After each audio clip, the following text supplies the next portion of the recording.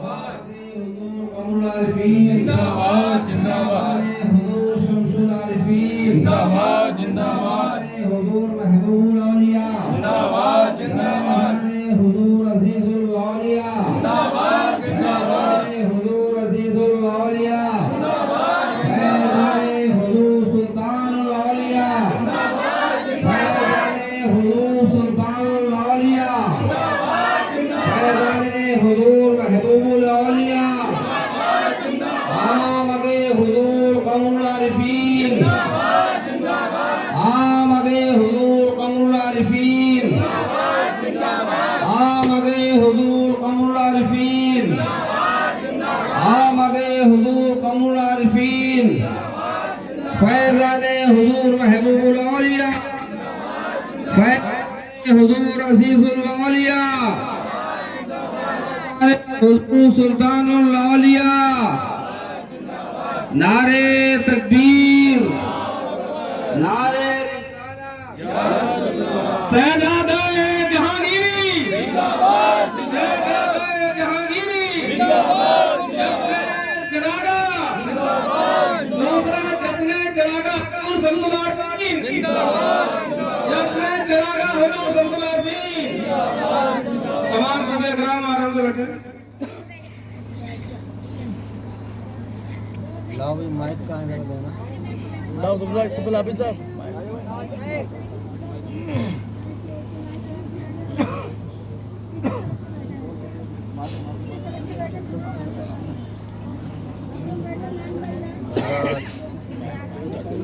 کہاں چالو ہے محترم سامعین حضرات الحمدللہ صد الحمدللہ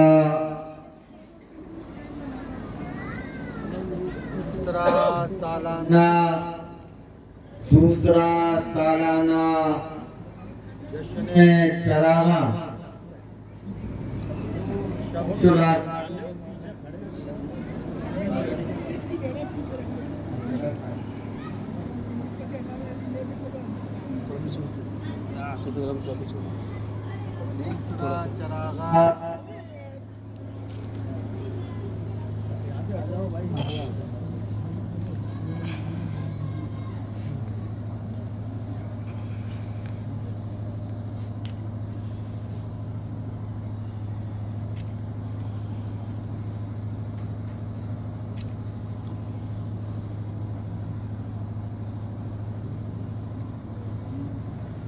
مائک جو ہے کبھی صحیح بجے ہی 10-15 سال سے مائک بجے کبھی بھی صحیح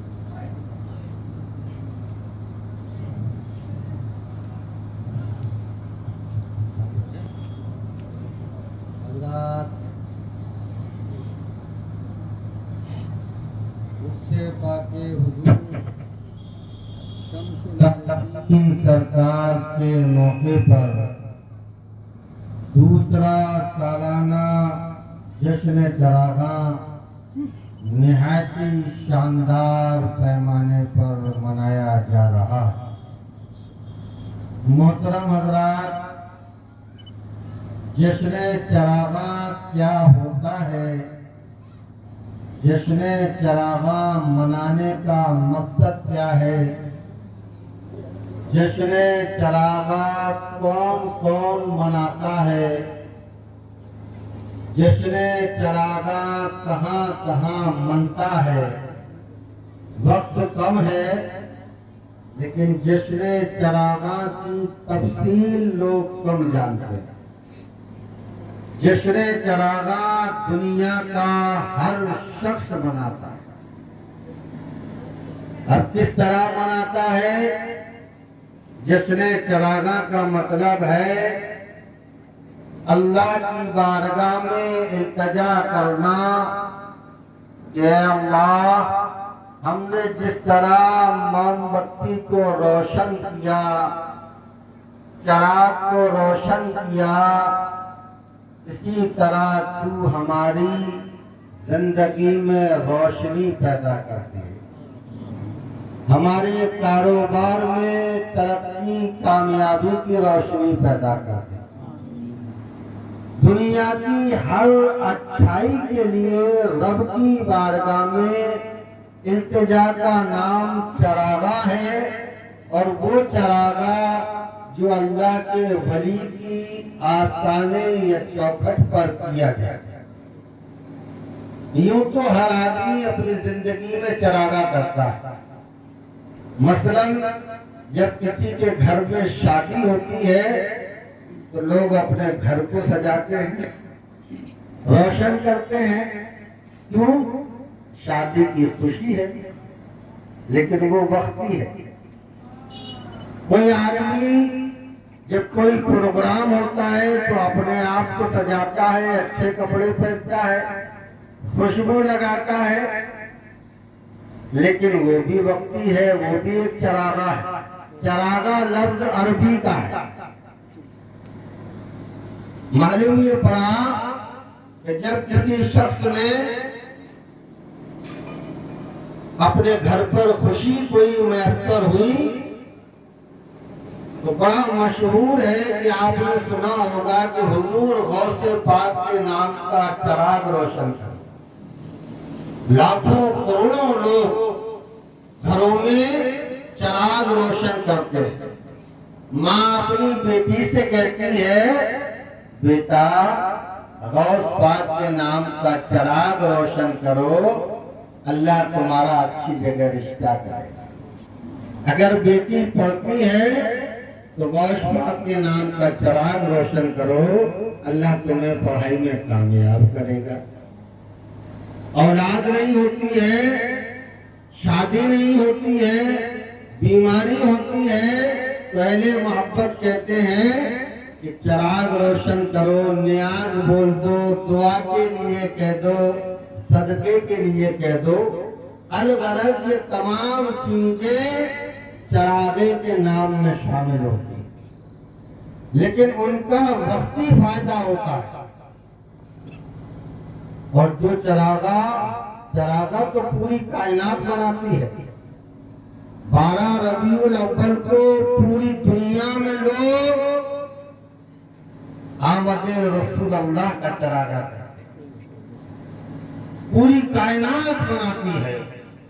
اہل نسبت میں 12 ربیع الاول کو لوگ ایک موم بتی تو کم سے کم اپنے گھر جلا ہی دیتے ہیں۔ تو اس کا مطلب معلوم ہو گیا، اے اللہ تو ہماری زندگی میں، ہمارے بچوں کی زندگی میں ترقی، کامیابی، خوشحالی، بہتری کی روشنی پیدا کر۔ اس کا نام چراغاں۔ محترم حضرات، کہنے کا مقصد یہ ہے کہ یہ جشن نورانی پروگرام پچھلے سال سے کچھ نوجوان بچوں کے دل میں پیدا ہوا، اور آپ یہ سمجھیے کہ دل میں پیدا ہونے والی چیز کا مقصد یا تو خدا کی طرف سے ہے، یا اس کے مصطفیٰ کی طرف سے ہے، یا اللہ کے ولیوں کی طرف سے۔ کیونکہ دل میں جب کوئی بات آتی ہے تو اس میں خیر ہوتی ہے اور بہتری کے لیے بات آتی ہے دل میں۔ تو نوجوان بچوں کے دل میں جب یہ آیا کہ جشن چراغاں کیا جائے تو معلوم یہ ہو گیا، ہمیں یہ سوچنا چاہیے کہ آخر بزرگوں کے پاس تجربہ زیادہ ہوتا ہے، عمر دراز لوگوں کے پاس تجربہ زیادہ ہوتا ہے، وہ بڑے ہوتے ہیں، ان کے دل پہ یہ خیال کیوں نہیں پیدا ہوگا؟ تو معلوم یہ ہوا کہ جب اللہ جس سے جو کام چاہتا ہے، پیرانے الزام جس سے جو کام چاہتے ہیں وہ اسی سے لیتے ہیں، اور جب چاہتے ہیں تب اسے شروعات کراتے ہیں۔ خوش نصیب وہ لوگ ہیں جو اس نیک کام میں شامل ہو جاتے ہیں۔ اس تنظیم میں ہمیں بھی نہیں معلوم تھا، اس تنظیم کا نام دیا گیا ہے حسن انتظام، اور اس تنظیم میں نام ہم کسی کا نہیں لیں گے، بہت لوگ شامل ہیں اور سب نوجوان ہیں۔ اس میں لڑکے ہیں زیادہ تر، سیکر کے، راجستھان کے، دلی کے، اٹاوا کے، اوریا کے، کونچ کے، فیروز آباد کے، سبھی جگہ کے لوگ۔ اور بڑی خصوصی بات یہ ہے کہ اس میں بڑی تعداد میں عورتیں بھی شامل ہیں، لڑکیاں بھی شامل ہیں اور بڑی محبت کے ساتھ شامل ہیں۔ تو ہمیں سیکھنا چاہیے، ہمیں سمجھنا چاہیے کہ آخر جب لوگوں کے دل میں یہ بات پیدا ہوتی ہے تو اچھائی کا سبب لینا ہمارے لیے بہتری ہے۔ جشن چراغاں آج ہم اور آپ منا رہے ہیں۔ دوسرا ہے اللہ کی بارگاہ میں التجا ہے کہ رب کائنات حضور خواجہ شمس الدین میاں سرکار کے توسل سے اسے ہمیشہ اور آگے کے لیے قائم اور قائم فرمائے، آمین۔ اور یوں ہی ہوتا رہے۔ ابھی کچھ لوگ اس سے جڑے ہوئے ہیں جن کا دل اور چاہے گا جڑنے کا، وہ جڑ سکتے ہیں، جڑنا چاہتے ہیں، اچھی بات ہے، جڑنا چاہیے، بڑی بات ہے، کیونکہ یہ ایک کا کام نہیں بلکہ حضور شمس العارفین خواجہ صوفی شمس الدین شاہ ازہری حسنی جہانگیری کا کام ہے۔ اور ان کے نام سے جب شروع ہوتا ہے تو یہ کہاں تک پہنچے گا؟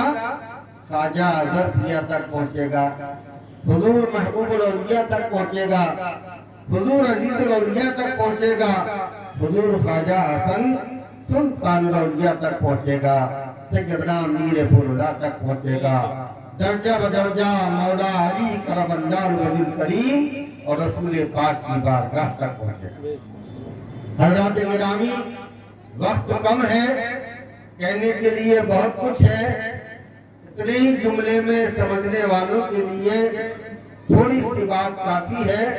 جڑ جانا چاہیے اور رب کی بارگاہ میں التجا ہے کہ پروردگار عالم جو لوگ اس چراگاہ میں جڑے ہیں انہیں اور جو شامل ہیں انہیں دین و دنیا کی تمام دولت نعمتوں سے سرفراز فرمائے، کامیاب فرمائے، ان کی زندگی میں دین و دنیا کی خوشیوں کا انبار لگا دے۔ بسم اللہ الرحمن الرحیم۔ الا ان